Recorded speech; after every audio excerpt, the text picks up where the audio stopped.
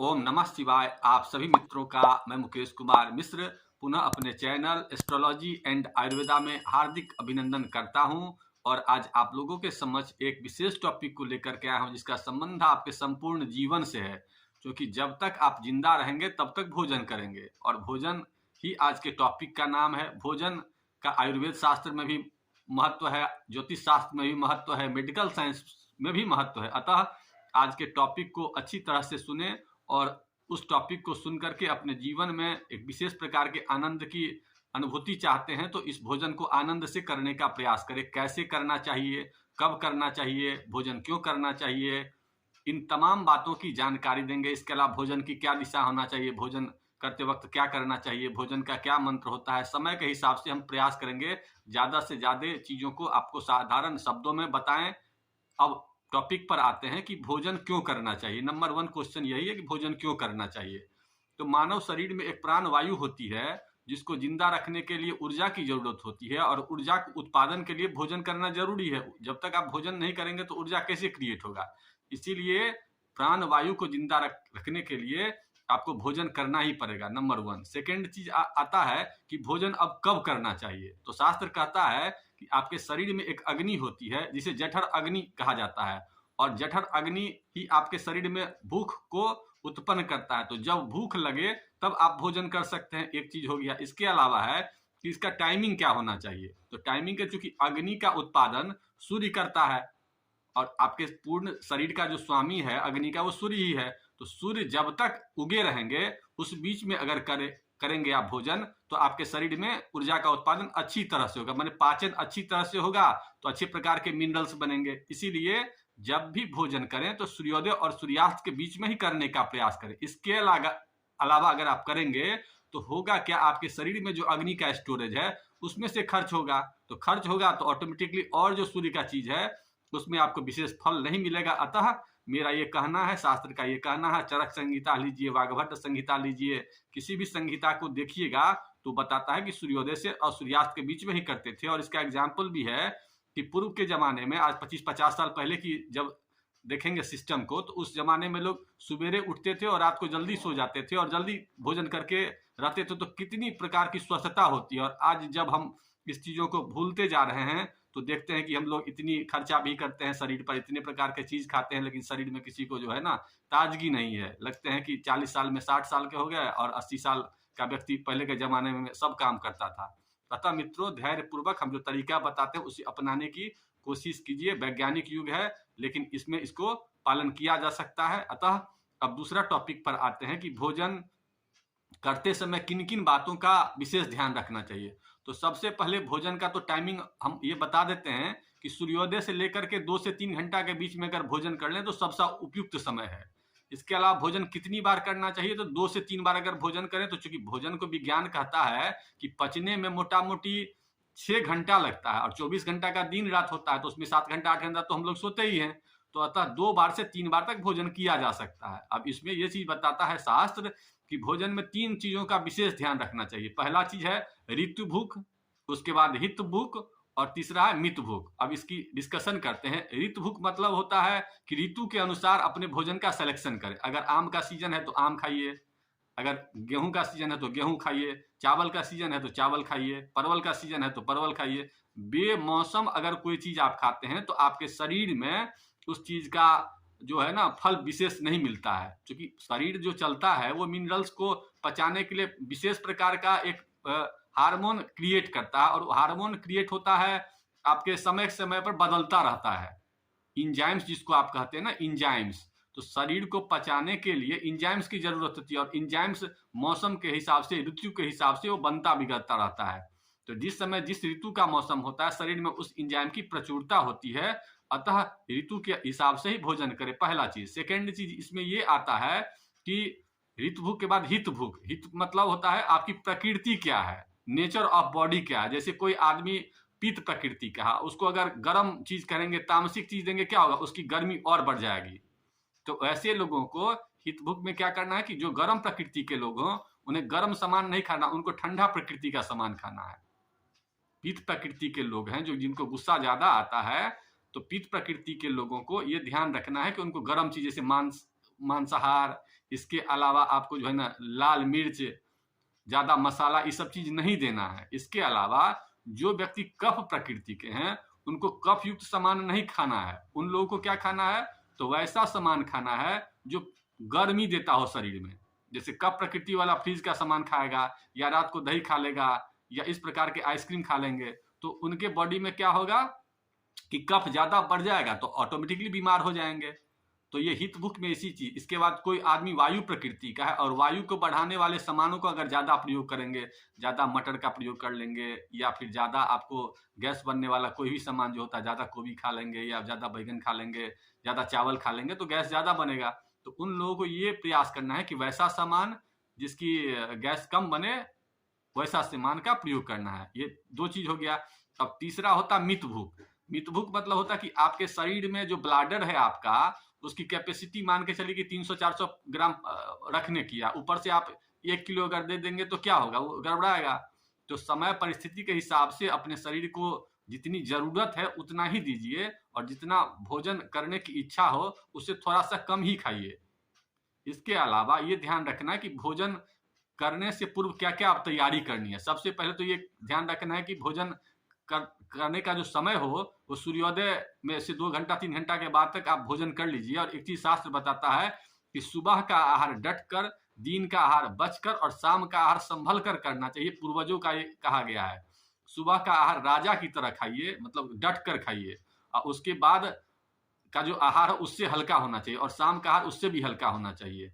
अगर सुबेरे 6 रोटी खाते हैं तो दोपहर को 4 रोटी खाइए और शाम को 2 रोटी खाइए। ये सिस्टम बना लीजिए, क्योंकि शरीर में जो पाचन की क्रिया होती है, जितनी अग्नि सुबेरे रहती है ना सूर्य में, तो उसी से पाचन की क्रिया प्रारंभ होती है। तो सुबेरे आप खा लेंगे तो अग्नि का प्रज्वलित हो जाएगा, और इससे आपके शरीर में जो है ना अच्छे मिनरल्स निकलेंगे।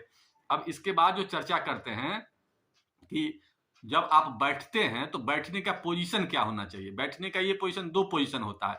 एक तो पलथी मार करके आप बैठ सकते हैं, और दूसरा उकरू पोजीशन होता है। उकरू पोजीशन उसको बोलते हैं, जैसे आप लैट्रिन करने के लिए जाते हैं तो दोनों पैरों पर खड़े होकर बैठते हैं ना, उस पोजीशन में बैठना है। अब बैठने की प्रक्रिया में 2 चीजों का ध्यान करना। वैसे लोग जो बड़े लोग होते हैं, जैसे कोई ऑफिस में ऑफिसर है या कोई बड़े अच्छे काम करते हैं, और उन लोगों को ज़्यादा फिजिकल एक्टिविटीज नहीं करना पड़ता है, तो वैसे लोगों को पलथी मार करके विशेष फायदा करता है। और वैसे लोग जो फिजिकल एक्टिविटीज में से लेबर क्लास के लोग हुए, रिक्शा चलाते हैं, टेम्पू चलाते हैं, या कोई और काम करते हैं, तो ऐसे लोगों के लिए जो पलथी मार के प्रक्रिया है उतना फायदा कारक नहीं है। जो उकरू पोजीशन है वो ज्यादा फायदा कारक। वैसे दोनों पोजीशन में से कोई भी प्रक्रिया कोई भी लोग कर सकता है, लेकिन अच्छी की बात हम कर रहे हैं। इसके अलावा जब भी आप किसी पार्टी सार्टी में जाते हैं तो आजकल देखते हैं कि पार्टी सार्टी में लोग खड़े खड़े खाते हैं, तो शास्त्र इसके बिल्कुल ही प्रतिकूल है। शास्त्र कभी नहीं कहता कि खड़े खाइए, नहीं खाइए वो ज्यादा अच्छा है, लेकिन खड़े खड़े मत खाइए। अगर आप पार्टी में भी जाते हैं तो वहां पर नीचे बैठने का व्यवस्था हो तो नीचे बैठ जाइए, नहीं तो कुर्सी पर बैठने की है कुर्सी, लेकिन बैठ करके ही खाइए, तो आपके शरीर में ज्यादा उत्पादन करेंगे भोजन का। इसके अलावा भोजन करने से पहले दोनों हाथ पैर को धो के ही भोजन पर बैठिए। इसके अलावा आपकी जो दिशा होनी चाहिए, पूरब की दिशा पकड़िए या उत्तर की दिशा आपका मुख होना चाहिए, ये विशेष ध्यान रखना है। इसके अलावा आपको 2-3 चीजों को और ध्यान रखना है। भोजन करते वक्त ये ध्यान रखिए कि आप भोजन को लेने के बाद उसको थोड़ा सा प्रणाम जरूर करिए, क्योंकि प्रणाम करने से क्या होगा कि आपके शरीर में बहुत प्रकार का टेंशन रहता है, ऑफिशियल टेंशन है, काम का टेंशन है। तो जब भी आप किसी चीज को ध्यान करते हैं, आंख बंद करके ध्यान करते हैं, तो आपके बहुत सारे टेंशन वैसे ही खत्म हो जाते हैं। तो भोजन करते वक्त ये प्रयास कीजिए कि मंत्र अगर आता है तो मंत्र करिए, और मंत्र अगर नहीं आता है तो इस प्रकार से, वैसे भोजन मंत्र पढ़िए तो अति उत्तम है। भोजन का मंत्र क्या होता है वो हम आपको इसे बता देते हैं कि भोजन का मंत्र क्या होता है। भोजन का मंत्र है ब्रह्मार्पणम ब्रह्मवीर ब्रह्मागनो ब्रह्मानाहुतम ब्रह्मनेव तेन गंतव्यम ब्रह्म कर्म समाधिना। ये गीता का ये मंत्र है। और इसी में जो है ना हम हवन की प्रक्रिया, जो भोजन को हम लोग भोजन की तरह नहीं करते हैं, भोजन को हवन के रूप में शास्त्र बताता है कि करिए, क्योंकि शरीर में जो अग्नि हमेशा जलता रहता है। जैसे हवन प्रक्रिया में आप लोग तिल जौ वगैरह देते हैं, उसी प्रकार से अपने शरीर में चावल रोटी जो भी होता है उसको आप हवन प्रक्रिया कीजिए, तो आपके शरीर में विशेष प्रकार के ऊर्जा का उत्पादन होता है। तो इन तमाम चीजों को अपनी ज़िंदगी में उतारने की कोशिश करिए। उसके बाद भोजन करते वक्त ये ध्यान रखिए कि पानी बीच बीच में ना पीजिए। पानी ज़्यादा पीने से क्या होता है, अग्नि आपका मंद पड़ जाता है तो पाचन सही से नहीं होता है। तो ये विशेष ध्यान रखना है कि भोजन करते वक्त पानी की मात्रा बिल्कुल भी ना हो। आधा घंटा पहले पी लीजिए और 1 घंटा बाद ही पानी पीने का प्रयास कीजिए, क्योंकि बहुत सारे संहिता में बताया गया कि भोजनांते विषम बारी, भोजन के बाद पानी विष समान होता है। अतः मित्रों, ये ध्यान रखिएगा कि भोजन करते वक्त पानी, अगर बहुत प्यास लगे तो कोई दूसरा लिक्विड ले सकते हैं, जैसे सुबह के टाइम में कोई जूस ले सकते हैं या दाल का पानी ले सकते हैं, दोपहर के टाइम में लस्सी वगैरह ले सकते हैं और शाम के टाइम में कोई दूसरा लिक्विड गुड़ वगैरह मिला करके, नींबू वगैरह मिला करके ले सकते हैं। डायरेक्ट पानी नहीं लेना है, पानी लेंगे तो आपकी अग्नि कम हो जाएगी, ये विशेष ध्यान रखना है। अब ये बात करते हैं कि भोजन के बाद का कृत्य क्या होना चाहिए। भोजन जब भी करिए तो दिन में ये ध्यान रखना है आपको कि दिन में आराम करना है। भोजन के बाद तुरंत कहीं नहीं जाना है, 10 मिनट 20 मिनट कम से कम आराम शास्त्र कहता है करने के लिए, क्योंकि अग्नि आप खाए हैं तो शरीर में खाने के बाद जनरली देखिए कि अग्नि ज़्यादा तेज होती है और गर्मी ज़्यादा लगता है।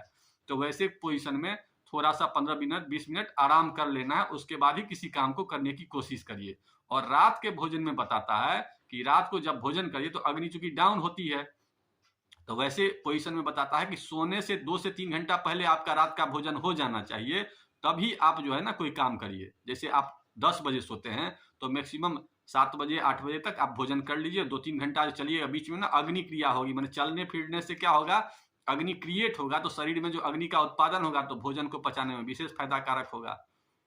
अब चूंकि मेरे मन में तो बहुत सारे विचार हैं भोजन पर करने के लिए, लेकिन है क्या कि समय का जो है ना सिग्नल चूंकि अब आ रहा है, तो अतः मित्रों अब आगे किसी दिन इस विषय पर विशेष चर्चा करेंगे। लेकिन हम जो नियम बता दिए हैं, अगर इन नियमों को आप अपने जिंदगी में पालन करते हैं तो बहुत सारे चीजों में आपको फायदा होगा। इसमें 1-2 चीज और बता देते हैं।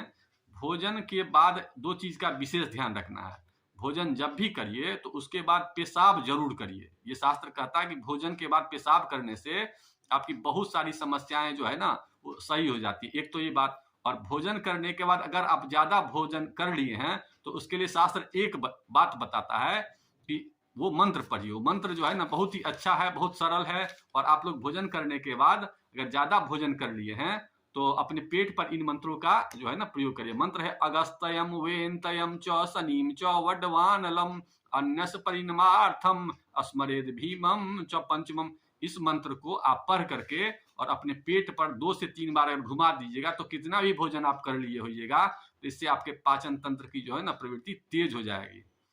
तो ये मंत्र आप बिल्कुल ही करिएगा, ऐसा करने से आप महसूस करेंगे कि भोजन पाचन हो गया। इसके अलावा आप अगर नेत्र ज्योति अगर और बढ़ाना चाहते हैं तो थोड़ा सा हाथ में पानी लेकर के और दोनों जो है सो आंखों में थोड़ा सा 1-1 बूंद जो है सो आप वो पानी लगा दीजिएगा, तो ये कर सकते हैं। इसके बाद अगर आप जो कुछ भी खाना चाहें, पान अगर शास्त्र कहता है कि पान खा सकते हैं, पान में भी आप सौंफ इलायची वगैरह डाल के, जर्दा मसाला वगैरह डाल के नहीं खाना। इन उपायों को अगर जिंदगी में आप कर लेते हैं तो बहुत सारे ग्रहों को आप अपने भोजन के तरीकों से परिवर्तित कर सकते हैं। भोजन में क्या खाना चाहिए ग्रहों के हिसाब से, इसके लिए भी अलग से टॉपिक बनाएंगे। भोजन बनाने का क्या प्रक्रिया होना चाहिए, कि महिलाओं को जो किचन में रहती हैं तो उनका भोजन बनाने का तरीका क्या होना चाहिए।